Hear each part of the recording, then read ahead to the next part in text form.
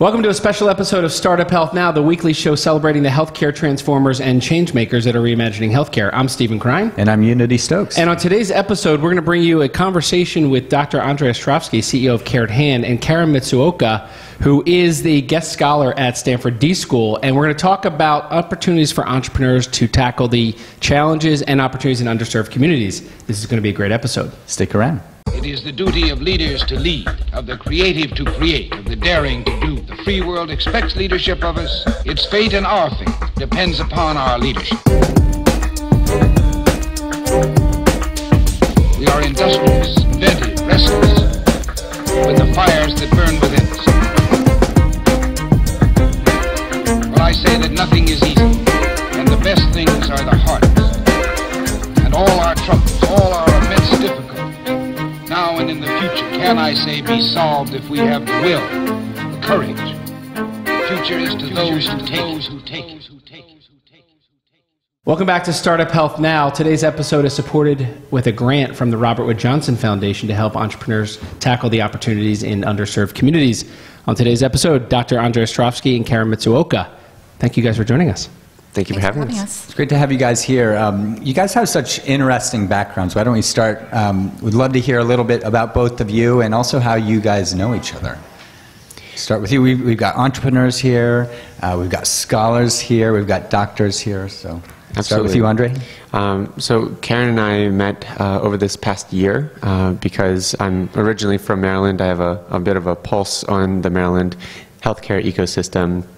Maryland has always been doing interesting things in terms of reimbursing care, and there is even more interesting things evolving now in terms of how hospitals are being reimbursed. And I was really looking to understand more about what those changes mean for community health workers, for community organizations, for hospitals.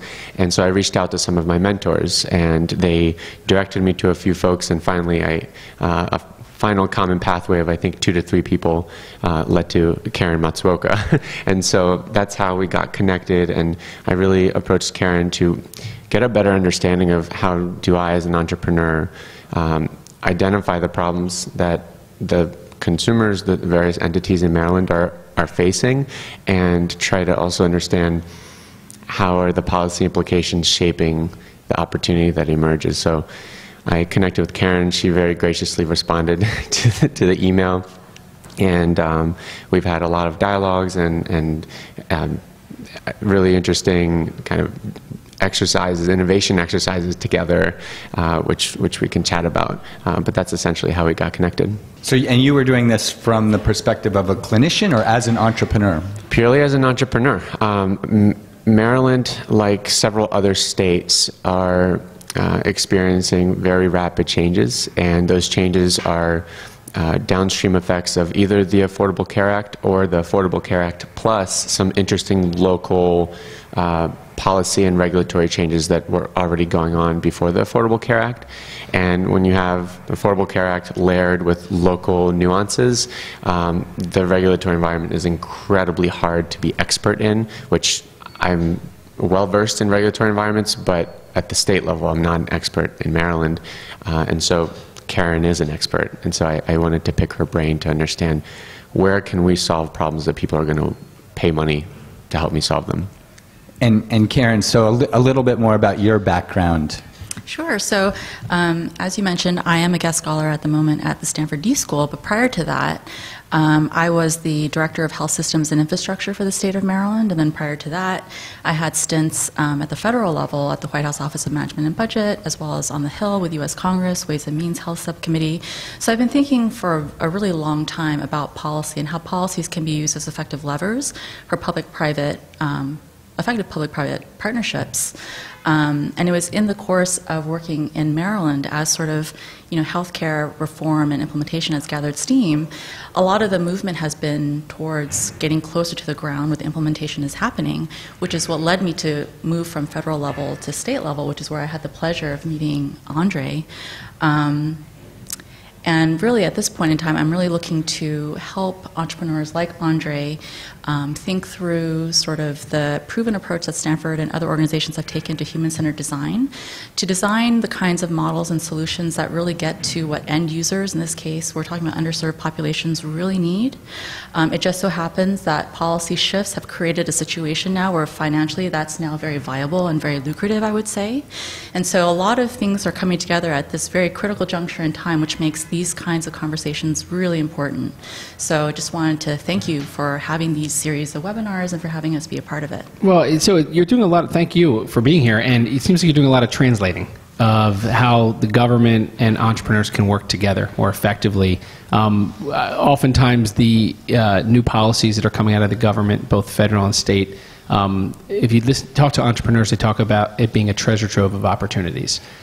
Yet the treasures are buried throughout, you don't know where to find it. How much of your time is really spent translating between the two, between government and entrepreneurs, and actually working with other government agencies to do more work with entrepreneurs? I would say that, and for all the entrepreneurs out there, I would say there's probably a lot more appetite and desire for folks like me in government to have more direct relationships and interactions with entrepreneurs on the ground. And unfortunately, I would say Andrey is really one of the only startups that has sort of reached out to me directly at the state level and even at the federal level. And so, unfortunately, the work of translating hasn't really happened until I went out to Stanford, where there are a lot of startups in Silicon Valley, where there's a huge need, where I've been doing a lot more of this direct kind of translation work. But there's a huge appetite within government to figure out, to Andrey's point, there are all sorts of rules and regulations, and the end goal is always to try to create the kind of marketplace for innovations to thrive. And sometimes government officials have a hard time figuring out how to get that right. And so that environment layered on top of all the opportunities that the Affordable Care Act brings, I think the more we can get entrepreneurs talking to people in government and having them sort of share insights and best practices, I think the better it will be for government, for the entrepreneurs, and then ultimately for the patients that we're trying to reach. So it seems like there's parallel paths here. The entrepreneurs need help, the government needs help, and Yes. there's an opportunity here to clearly accelerate innovation by getting them to work better together. Yes. So along those lines, just so all of the state, federal and local officials don't get bombarded by every single entrepreneur with an email, a cold email, there is an emerging science behind how you get to someone like Karen. It wasn't accidental that I got to Karen. There are essentially best practices of utilizing a network to identify who in the regulatory setting you need to approach, or not who, what type of person. Once you've triangulated that, then you need to source your network to see who can appropriately make the introduction. I mean, I literally had 3 people email intro me to Karen. And Karen, I probably could have cold emailed Karen. She would have been a sweet person and responded, but that's usually not the case. And so understanding how to identify the folks in the regulatory setting, what are the specific asks of those folks, and then leveraging whatever your network is. Folks in incubators have that advantage because there's already a built-in network. Advisors or advisory boards are really excellent for you for serving that network function. But then once you identify the type of person, once you actually identify the specific person that you can get access to, it's not the interaction between an entrepreneur and the person in government isn't like a typical interaction we would have with someone we're trying to sell something to. It's not a, hey, let me understand what your 3-year objectives are, and let me understand what your biggest fears are and biggest strengths. It's different. You actually have to come in there and say, how can I help you? And I came in taking that approach, and I learned quickly that, like most other governments, and I had worked in government before. So were you going in trying to figure out how to help the state government? I was going in with a very specific intent. My goal is, if Maryland had an opportunity to utilize non-clinical workers to prevent readmissions, they should be using my software, period. Now, I didn't go in and open with that, but that's ultimately my goal. In order for me to do that, I need to understand the ecosystem. I need to understand who are the entities that could be using my software, and I need to know when would they even be ready. So that's what I need to learn from Karen. Well, could you both actually frame the opportunity here? Because I think one of the things not enough entrepreneurs know about now is really what the opportunity is, what problems are the government's trying to solve. I think Karen's got some really good insights to that. The big opportunity I saw, why I smelled out Maryland, is that Maryland as a state has a very unique reimbursement of their hospitals, and Karen can speak in much greater detail to that. So I learned about this, and I realized that the timing was probably appropriate for me to start planting seeds. But to finish that thought about what the entrepreneurs have to bring to the table, you got to bring something, and that might be insights from the field, or educating about not just your solution but other solutions. I came to Karen saying, hey, here are multiple ways, multiple technologies that may be useful. How can I help you connect with those? Yours was included in Mine that. happened to be one of them. Right. And by the way, for the listeners, because you didn't explain Carrot Hand other than saying you prevent hospital readmissions, which is fantastic. Can you explain Carrot Hand at all? And then I'll give a little more context to the solutions you brought to the table. Very simply, it's a technology that it's smart surveys that accurately predict 30-day hospitalizations using the observations of non-clinical workers. So people like community health workers, home care workers, van drivers, Meals on Wheels providers. Lay caregivers. Lay caregivers, not doctors. Predictably preventing. Predicting and preventing with literature to support. So you brought them a suite of solutions, suggestions for them? Yeah, ours happened to be one type. There's other solutions that could be utilized by clinicians. There's other solutions that could be utilized by the health system, by consumers themselves. I mean, within our network here in Startup Health alone, between us and Sense Health and Adhere Tech, there's so many ways to drive down readmissions. It's a matter of, here's your menu of options, what are your needs, and I trust these people so I can bring them to the table. So you went in with the solution, but you wanted to understand the needs here. What are the opportunities from your perspective that entrepreneurs should be paying attention to, perhaps? So I mentioned before that there's sort of a convergence of things that are happening right at this critical juncture, where underserved populations actually, just almost by definition, are the ones where there are oftentimes the highest needs. But now, part of a larger global trend, of which the way that Maryland pays hospitals is sort of an example of what we're going to start seeing, I think, rolling out nationwide, is a transition from the way that our healthcare system pays for healthcare services, away from just inputs, maybe slowly starting towards outputs, but ultimately towards outcomes. And what's happening in Maryland is, whereas hospitals used to be very revenue driven in terms of the volume of care that they delivered in the hospital setting, what Maryland is doing is putting a global budget on every hospital within the next 5 years. That creates a whole different set of incentives for healthcare providers working within the hospital setting, not just reducing their readmissions, but even starting to think about, for our highest cost patients, because if you think about the way a global budget works, if you have a budget, and the more that you can be efficient and come within that budget or below the budget, you get to at least share in some of that savings, the delta. And so if you start thinking about who the highest cost patients are, they are often the most medically underserved. And thinking about, and that creates a huge opportunity. That is now happening on the ground right now in Maryland. You're also starting to see it, or you have seen it for a while in other systems like Kaiser or the VA that operate according to a global budget as well. Sure. So you're operating to get savings out of the system and actually find opportunities to create big gaps in between where right now no one's paying attention to the money. Exactly. Gotcha. And so I know that the Affordable Care Act is 2,000 pages long, literally, Right. and it can be very confusing to start thinking about, which provisions are the ones to pay attention to. I would say that it boils down and can look very different in different states, different communities, but what it really boils down to is, what is the difference between the cost of whatever the intervention is that entrepreneurs are trying to design relative to the opportunity cost of the status quo? And where that difference is the greatest is where the biggest value is to be gained, both for the patient as well as for the entrepreneur, and then ultimately for the payer, because they get to share in the savings as well.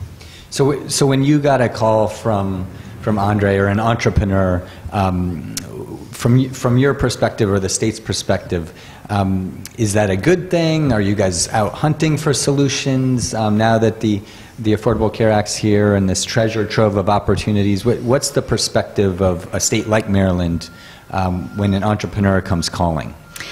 I can only speak for myself, and I do give a lot of credit to Secretary Josh Sharfstein for setting up the administration that I was heading up, the Health Systems and Infrastructure Administration, because I think he really did set it up to be almost a change agent and an integrating function within Maryland state government.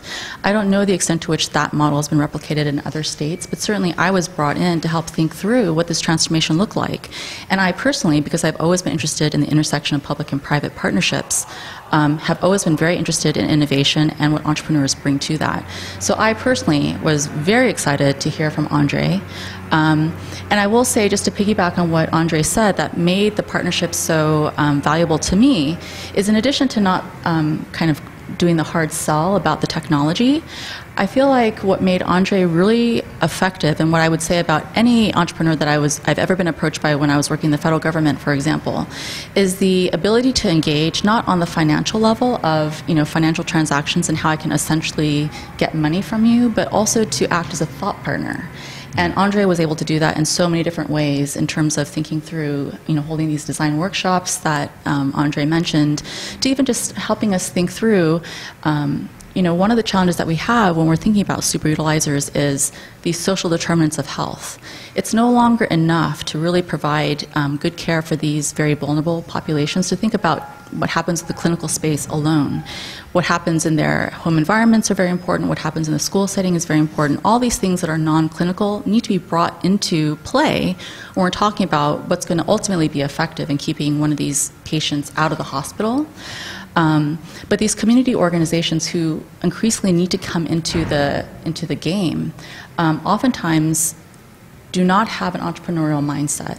And one of the things that as a state government we are struggling with is how to bring these partners on board, but also infuse in them the kinds of entrepreneurial approaches and mindset that Andrey brings. So this sounds like a very fluid discussion that you're having with Andrey throughout. How long of a period of time is this taking place? Because it seems, it started out very simple as a conversation that you guys were having, but it now has evolved into something much more collaborative. How long of a period of time elapsed between when your first call occurred till when you actually really began working together in earnest?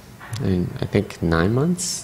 Like that time frame, from the initial introduction, follow-up, and up to visiting in person, and ongoing. So yeah, 9-month-ish time period. So you came in to solve some problems, ask a lot of questions. It sounds like you did more asking questions and which always talking. Should be the case for entrepreneurs. Right. Ask more than talk. difficult challenge for entrepreneurs. Yes. And you found someone both listening to you, but also asking good questions and offering this was sort of the. Maybe a happy coincidence, but the products that Andrey was developing were very much aligned with the kinds of problems that we were trying to solve. And that's where advisors can be very good. I have a particular informal advisor in Maryland that understands the ecosystem very well, and he knew what value we could create, and then he also understood the local context, so he could make the right introductions to. There are other people in Maryland government I could have approached that I could have taken the exact same approach as I did with Karen and offered to help and offered to share what I'm seeing on the ground and offered to lead a workshop. They may not have perceived that need like Karen did. Sure. So it really comes down to doing your homework as an entrepreneur. So if we were going to give entrepreneurs a little bit of a guidebook here about how to crack open the opportunities to work with the government, whether federal or local, let's start with, you mentioned the outreach piece. You mentioned going at it with trying to figure out who to talk to and what type of person, then finding someone. But let's dig into a couple of very practical things that an entrepreneur needs to think about as they approach opportunities with the government. And specifically, the public payers, there's a lot of opportunities, but it could seem very overwhelming to someone who doesn't know how to navigate it. So, I think the key is understanding what are going to be, treating it kind of like a customer, right? What are the pain points of Is it the that. same model? It's always a value discovery model. I mean, I could be talking to my mom, convince her to make me some, gefilte fish. I'm still going to sell it, but I have to understand what are her You have pain to convince points. your mom to make you gefilte fish? Oh, she doesn't like making that.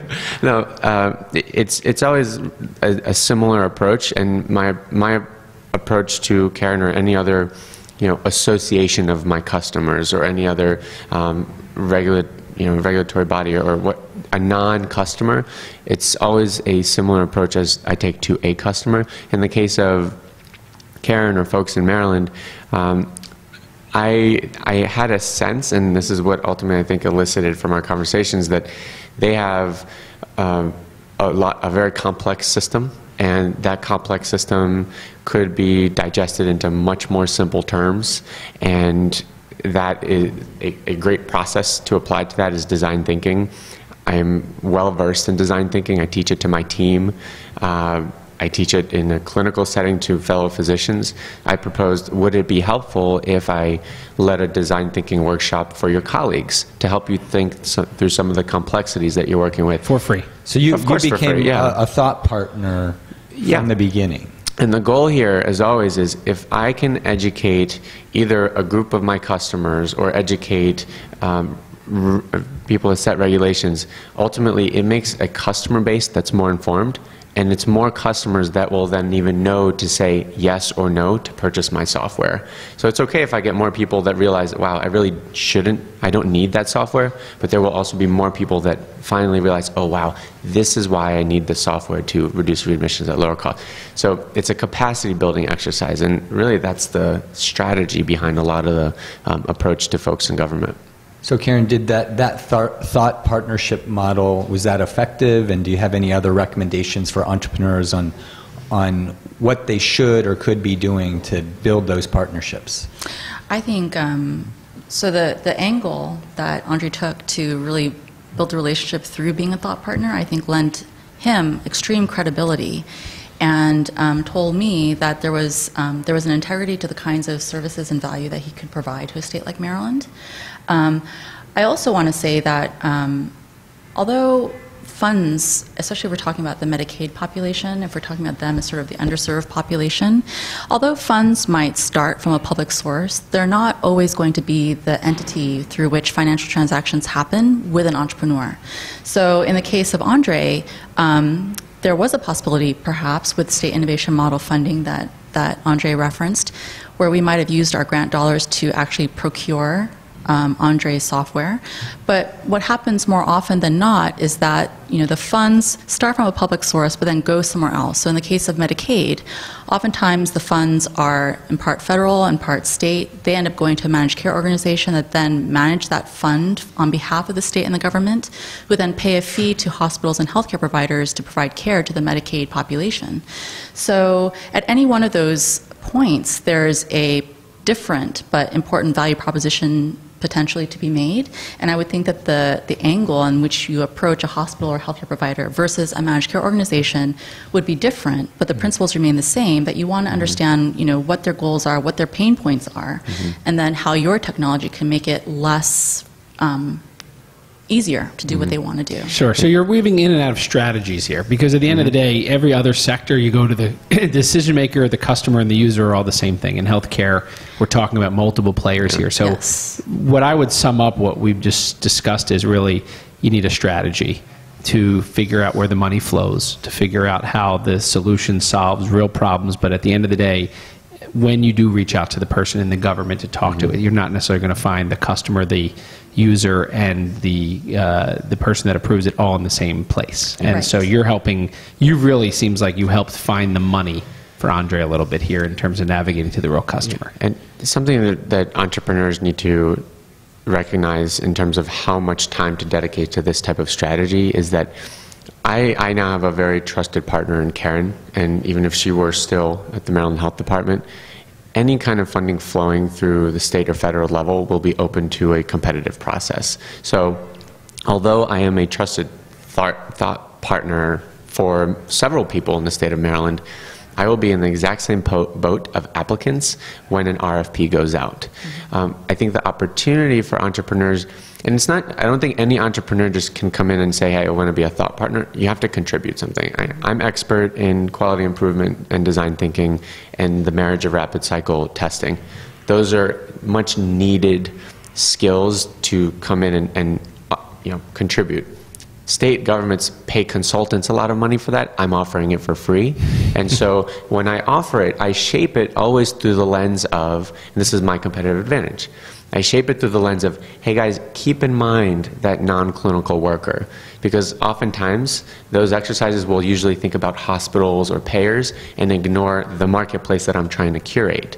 So that's the play. I add value because I'm a free consultant. And you're making sure I'm making sure I'm advocating for my marketplace, and it's advocacy. Everybody wins. Everybody wins. Right. So what are the biggest challenges then facing? So if you think about this unique opportunity, because I think a lot of entrepreneurs neglect or don't focus on the opportunities in underserved communities and working with the government and other things. And by the way, they may not be aware of it. In most sectors, you want to ignore the government, right? Who wants to play? Like they think about why would you want to work with big, not only the government but big companies. But in healthcare, obviously, you have to. It's much more collaborative, and the public payers, among the biggest payers in the world. So you have this notion of opportunities within it. But what are the challenges to doing so? Because it seems like it could be either rabbit holes you never come out of or a slippery slope to nowhere. So how do you avoid that, and what do you do? A quick example, today's election day, right? It is. So guess what's happening with a lot of administrations and all of the contacts that I've made, they may or may not be staying.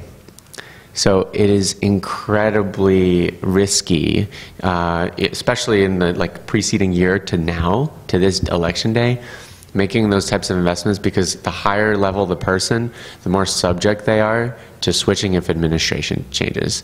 And that's clearly visible with Maryland, because you have people like Josh Sharfstein, who's the health director, incredibly talented person. There will be an administration change, so people are preempting. Top tier people like Karen are recognizing, okay, time to see other turnover challenge. Turnover is incredible. Now, usually they're entrenched, which is nice, because you have an advocate there for a long time, and if they're doing their job right, they're going to move up. There's no more moving up for someone like Karen, and there's an administration change. So that becomes a real risk. Okay, that's a big one, and that happens in big organizations. But obviously, there's no election days in organizations, right. So it's a little bit different. What's the other big challenges, Karen? I think Andrey alluded to it earlier about the procurement. There are rules, for better or for worse, about how and with whom and government can do business with the private sector, and usually an open process. Usually, supposed to be. Yes. Supposed to be. Supposed to be. There are exceptions if your product is the only thing out there and you can do a sole source kind of procurement, but those are few and far between. Most of the time, there are these open bids. Those bids are often, because it's government, there's a lot of need to be good stewards of the taxpayers' money. Oftentimes, those requirements are very prescriptive, which can be very hampering to an entrepreneur who's trying to develop a new product and maybe refine as you go along. So does it take really understanding how to basically manage the process or work with bureaucracy and go through that cycle? And I would say that at least now and until the procurement rules and processes change, and getting back to this notion of a thought partner. So if a government's relationship to healthcare often is in setting the rules of the game.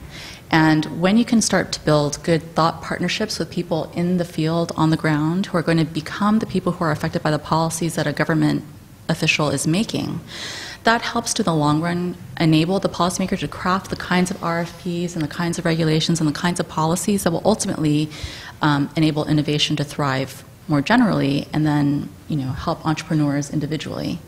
The other piece of that, I think, is just like the whole notion of following the money. If it's very difficult to do financial business with the government, that money does flow ultimately to other parties for whom financial transactions can be done more quickly. And I would say the further away from government you go, the easier that gets. So local government is a little bit easier than state government's a little easier than federal government, I would say. And then when you get out to the private sector, even easier still. Sure. So does what you discussed, we talked a lot about Maryland, does that apply in most states in the U.S.? And, does it apply up to federal? So for sure, in each state has its own nuances, but the Affordable Care Act has created so many vehicles for utilizing dollars in interesting ways, and we can talk about some of those vehicles like SIM money or BIP money. Or let's talk about that. Yeah. Back up, because I want to understand other government-backed initiatives that entrepreneurs could take advantage of that you're aware of, and that perhaps we can talk and lead entrepreneurs to identifying opportunities they could take advantage of. For sure. So at the federal level,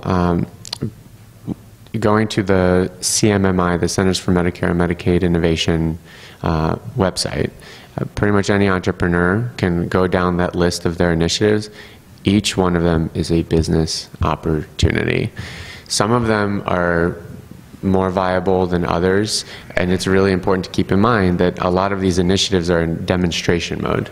So they have a 5-year time frame or 3-year time frame, after which, according to the Affordable Care Act, they can be made into a regulation that's long-standing without congressional approval, which is brand new. This has really never happened before, and you know this better than I do. It really never happened before from a policy instrument perspective, which is brilliant. It's less subject to the whims of politics. The challenge, though, is as an entrepreneur, basing your business model and convincing investors and convincing your team that, hey, look, trust me, this section of 3026, it'll continue after the next 3 years. And that adds further complexity to an entrepreneur trying to discover a business model that right now you have to sell, which is hard enough. Oh, and by the way, you have to make sure and hope and be savvy enough to understand this is likely going to continue. So just going to that website alone, you'll identify programs like the readmission reduction program, value-based purchasing program, bundled payments, and moving into more interesting kind of capitated or larger scale models. And we have links to all of this, by the way, on our Robert Wood Johnson Foundation site that we've set up for underserved communities for entrepreneurs. So. Which is at startuphelp.com. Perfect.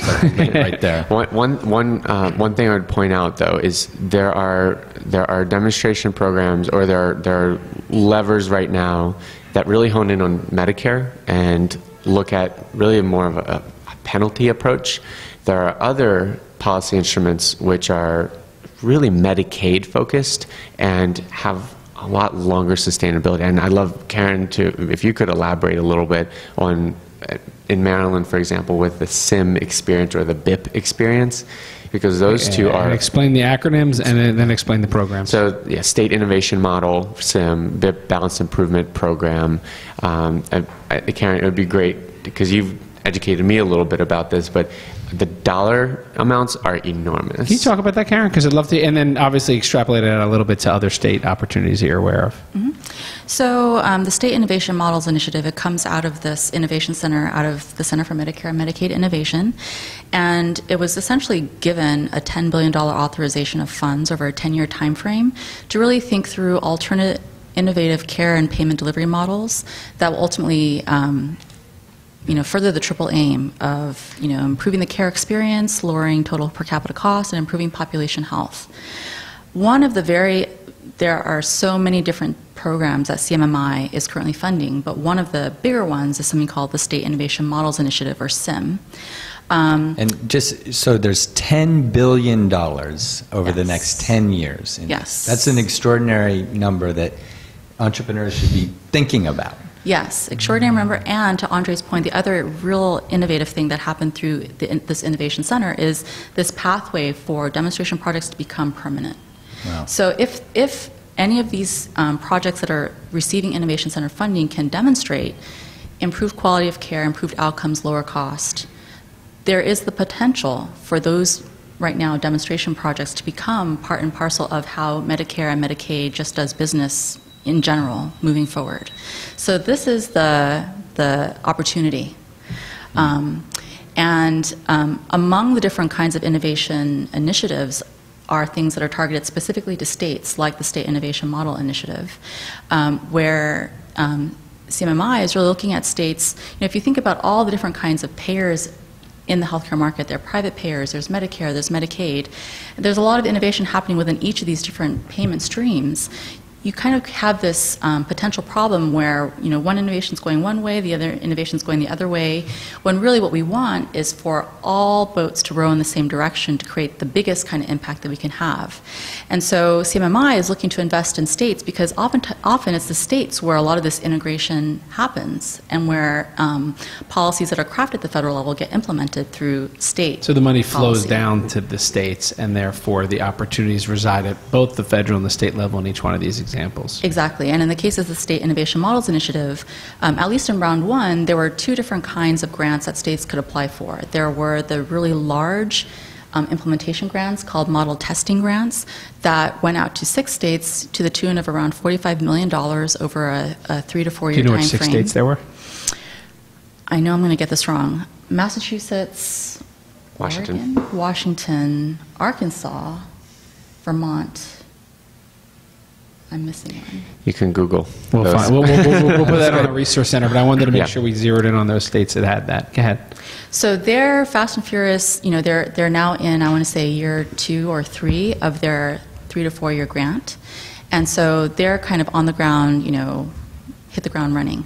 Then there are 17 states that receive what were called model design grants. I will not ask you for the 17 states, but we will have a link to it on our website. Yes. So I think if you're an entrepreneur, the 17 states are the really interesting ones to watch because in round one, they applied for what are called model design grants. So they received somewhere around $1 to $2 million to think through what an innovative model might look like. Maryland was one of those model design states. We got $2.4 million, and we designed what we ended up calling the Community Integrated Medical Home, which then these 17 states, along with anyone else that didn't get that first pot of big money, have now recently applied for that bigger pot of money to actually implement the model that they designed with their design grants. So these 17 states, plus anyone who missed the first round for the big testing grants, are now looking at an opportunity of anywhere from $20 to $100 million in funding from the Innovation Center that will then flow through the states, and then from the states potentially to entrepreneurs like Andrey, who are trying to figure out how do we provide more efficient care to these critically underserved communities where the value proposition is really the greatest because of the delta between, how much they cost and, what could be gained if we can get a handle on bringing those costs down through better health care.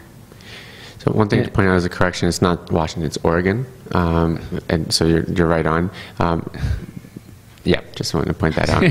My mistake. Yes, Yeah. No worries. And we'll have all these users. I want to, first of all, incredibly helpful. The punchline is treasure trove of opportunity, lots of money flowing, underserved communities underscored here as lots of money flowing to help figure out how to do everything from serve them, keep them out of the hospital, and connect entrepreneurs and startups to these opportunities, because I think at the end of the day, traditionally startups have not been part of the game. That where money flowed to from the government, and that it was much larger businesses and companies and organizations. That's changing. Are you starting to see more entrepreneurs pay attention to these opportunities? Might be a better question for you. Are you Or not enough? Yeah, there's it's starting to happen. There are some major barriers that are, some are surmountable, some are less so, to getting more entrepreneurs contributing, because we need more opportunities, not to create more competitors for me, but it's really not competition. I think the more people like me are in the game, the more regulators are educated, and the more they can say, aha, it's working. This is the ecosystem, and here's specifically what each of them do, and so it's just So a more concerted effort to educate everybody about innovation and the innovative solutions that entrepreneurs are creating. Is that, because I want to tie back to you, the working group that you're a part of, because I think you've done some great work there, and it seems like there's entrepreneurs gathering in those working groups with you. Can you talk a little bit about your work with that, and maybe that ties into how entrepreneurs can actually get involved? Absolutely. And put themselves around this conversation? Absolutely. I absolutely can. One barrier I want to address is digital health is hyper-focused on consumers right now. Wearables, self-monitoring. that requires a consumer, a patient, a person to buy something. The populations that we're helping, or really that need the most help, don't have purchasing power to go buy an app, because they need to go buy food because they are impoverished.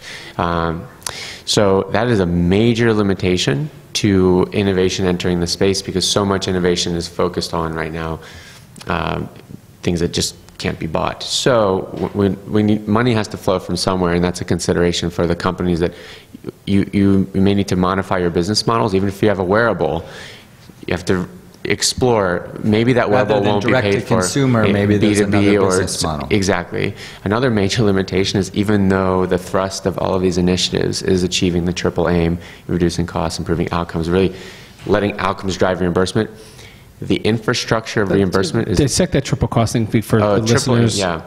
So triple aim... I'm sorry, triple aim. Yeah, so triple aim, originally published in Health Affairs by Don Berwick and a few other folks. It's reducing per capita costs, improving outcomes, and improving patient experience. Kind of like the biggest no-brainer, duh. But it actually is very insightful to be able to simplify what should the healthcare system aim to achieve for our consumers, our patients. And the problem is that almost all of healthcare is designed in a fee-for-service model, especially in Medicaid. So all these innovation dollars, there are billions of dollars going in that are aimed, that are striving to achieve the triple aim. They're going to be hugely hampered by a culture and reimbursement infrastructure of fee-for-service. So a lot of the initiatives I'm seeing now that are byproducts of innovation dollars are still fee-for-service. So how do you reimburse fee-for-service and try to incentivize outcomes? Those two are very challenging. And you probably have a few years here where there's going to be crossover and everything running in parallel. I want to come back to the working group, because you're part of the Office of the National Coordinator. You're involved with a working group. That's right. Yeah, and so there's yet another interesting source of funding. There's TEFT funding, T-E-F-T. I have to look up exactly. I should know what it stands for. Essentially, it's funding that's going to catalyze interoperability efforts, but not necessarily interoperability efforts the way we hear about them now with Meaningful Use 1, 2, or 3. It's not just interoperability between a hospital EMR and a physician's office EMR. This is interoperability in the long-term care space, and actually the traditionally Medicaid-funded long-term care space. So we're talking about how can you get an organization that delivers Meals on Wheels to someone in their home to be able to perhaps identify that someone is functionally compromised enough to be at risk to go to the hospital, and have an information highway to relay that information to a clinician. So how do we merge the world of doctors, which has interoperability piping because of meaningful use, with the world of long-term supports and services, which has no piping whatsoever? So the TEFT money, the $42 or so million that went out, is trying to create that interoperability in the long-term supports and services space. And so one of the so that money is going to 8 states to help create use cases. 9 states, really 8 states doing it. Also, there's a group called the ELTSS, the E Long-Term Supports and Services Work Group, which over the next 3 years is going to curate these experiences from the field and say, here are some interesting best practices of what is a business case for interoperability in long-term supports and services. Because right now, Meals on Wheels doesn't really have that much of a business case of how are they going to sell their value-driven service to a payer, for example. So you're involved with a working group. So I'm the community lead for that work group. The third time. The work group. The work group is the ELTSS work group. And how many of them are there? A lot of these work groups that have been put there together? are several other work groups that work on different aspects of Office of National Coordinator priorities. The ELTSS work group is dedicated to this space, long-term support services space, and the work group will be meeting on a weekly basis starting tomorrow for the next 3 years. And the whole goal of the work group is bring the experiences from the community and let's identify best practices. So a great opportunity perhaps for entrepreneurs to come in and highlight. So where can other entrepreneurs find out how to get involved with this or learn more about it? For sure. So we can post a link, perhaps, to the work group on the Startup Health website. But if they, a little bit ambiguous how to get to the website, but they can find it on our website on carrothand.com or post it on yours. But basically, the ELTSS work group. And we have on startuphealth.com. There's a drop down on the right side with resources that to lead to the Underserved Community Resource Center. And if you go to startuphealth.com/now, this episode will be there with links in that episode as well. Perfect. So, just some final thoughts on advice for entrepreneurs based on your lessons learned. I feel like we're still early in this big transformation with the Affordable Care Act and all sorts of new opportunities that are emerging. What are your biggest lessons learned? What are biggest advice for other innovators, other entrepreneurs, and things they should be paying attention to and doing now? Maybe just to piggyback on some of the themes that came up in what Andrey was just saying.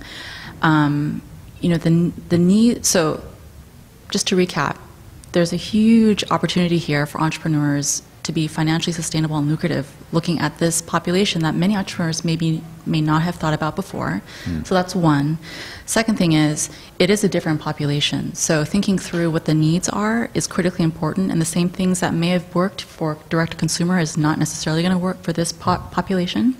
So think about your business models and the population in a different way. I would say business model as well as design, and this is where the human-centered design approach can be we could do a whole effective. episode on this, on the user-centered design. Yes. And importantly to that, and it ties in with what Andrey was just saying about this long-term social support and getting interoperability between healthcare and that sector. Key to understanding the needs of this patient population is that it's not just within the clinical sector alone.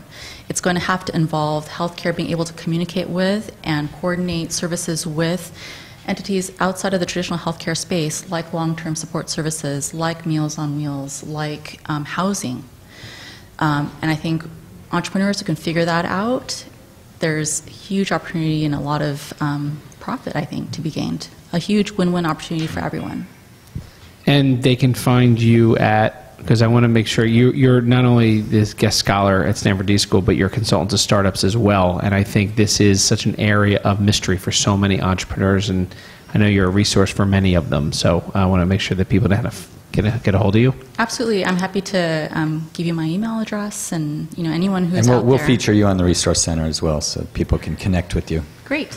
I'm happy to learn how I can help. Fantastic. Andrey? I think one of the most productive exercises that entrepreneurs can take, which caters to their core competency, is executing piloting really well.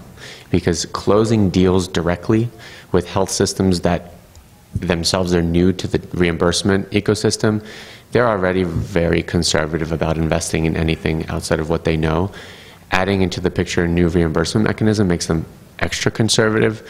So enabling entrepreneurs can de-risk or make it easier for their end customers to pilot by doing a couple of very specific things. And ultimately what it comes down to is get skin in the game from the customers. So really trying to get them to pay, but it may be nominal, I mean, a couple $1,000. And I wrote an article about this on our blog that I give a one-page proof of concept document that I give to my customers, and this has generated the fastest revenue growth for my company over the past few months because that one document is the process, but that document, that essentially is the contract. So it's not the whatever normal. So we're going to post that on the website too, which is the template. Yeah, it really is. But the key, what underlies that template is another name for what we entrepreneurs do on a daily basis. So entrepreneurs adhere to lean startup or innovation accounting or business model canvas, whatever we want to name that suite of tools or all of them together. We do rapid cycle testing every day. That is how we survive. That's how we discover business models. Another way to use the exact same skill set, just with a slightly different outcome, not to close a deal, but to improve local outcomes, quality improvement. Literally the same science. So entrepreneurs are pretty much expert in quality improvement if you just reframe it a little bit. And same thing, different name. Same thing, different name with slightly different intent, but very, very Government doesn't practice lean startup? Healthcare systems do. Well, this is an exercise we did, but it's for a separate conversation. But with customers, though, healthcare systems Payors, hospitals, anything that has or is currently Medicare funded, they know the language of quality improvement. And so if entrepreneurs come into a pilot and say, here's the aim of what we're trying to do. We're trying to reduce your 30-day readmissions by 10% over a 6-month period. What are the drivers or impediments to that aim? And say, well, the drivers is the current workforce is really expensive because nurses cost a lot, community health workers don't. Change strategy is let's use non-clinical workers, the people you already pay for, like van drivers or home PCAs, and use them to drive down costs. Set a fixed time frame, no more than 2 to 3 months, make it dirt cheap so they don't have to beg their CFO. They can just say, whatever, here's some budget, here's $3,000, spit at it. So token them out. Token them out, but token them out so that when their boss is going to keep them accountable if they spend any money. If they don't spend money, they don't have to account for it. And then you create some very concrete metrics of what does success mean, and then some other best practices of piloting, like if you hit a certain threshold and milestone, then you build into your contract that you scale up, et cetera, et cetera. So, but taking this approach has been incredibly productive for us. I think entrepreneurs don't have to be experts necessarily in quality improvement. They can, read my blog, you're going to be expert enough in just reframing what we already do, which is lean startup. And these health systems are much more comfortable with a $2,000 3-month pilot than another EMR play, which is a 5-year billion-dollar investment. But then they'll have to segue to full customer, but that's a whole different conversation. If you validate, and if they see for themselves the value, they're going to come to you. My anchor clients came to me and said, can I have a longer term contract? Because it's working. Because it's working, and then with the threat of the pilot ending, yep, they didn't want it to end, so they come to you. So this has been a tremendous conversation, packed with a lot of value. I think it's clear. And a lot of links that we now have to reference. A lot of links, but there's just such an opportunity, it seems, for entrepreneurs, and so many valuable strategies and tactics shared. Just to wrap up, one word close about how you guys are each feeling about where things are going.